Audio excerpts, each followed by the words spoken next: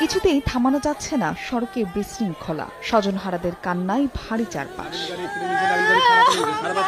শুক্রবার ভোরে ঢাকা থেকে যাত্রী নিয়ে দিনাজপুরে যাচ্ছিল নাবিল পরিবহনের একটি বাস। ফুলবাড়ির পাঁচবাড়ি এলাকায় আমবাহী একটি ট্রাক তেলের পাম্পে ঢোকার সময় বাসটির সঙ্গে সংঘর্ষ হয়। এতে দুটি গাড়ি দুমড়ে মুচড়ে যায়। ঘটনাস্থলে মৃত্যু হয় 2 জনের, আহত হন 30 জন। তাদের M Abdur Rahim medical college হাসপাতালে নেওয়ার পথে আরও 3 জন মারা যান। নাবিল পরিবহন একটা ট্রাক মুখোমুখি সংঘর্ষ, আপনার স্পটেই আপনার গাড়ির যে হেল্পার উনি নিহত হন। ট্রাকটা এই তেলের পাম্পে ঢুকাতে চাইছিল, তখন এটা অ্যাক্সিডেন্ট হয়েছে। ট্রাকের ড্রাইভার মারা গেছেন আর বাসের হেল্পার যে ছিল উনি মারা গেছেন। আর ওখানে যাওয়ার পরে যেটা খবর পেলাম যে আরও 3 জন মারা গেছেন। টোটাল 5 জন মারা যাওয়ার খবর এখন পর্যন্ত পাইছি, আর প্রায় 27 থেকে 28 জন এখন আহত অবস্থায়। নগদের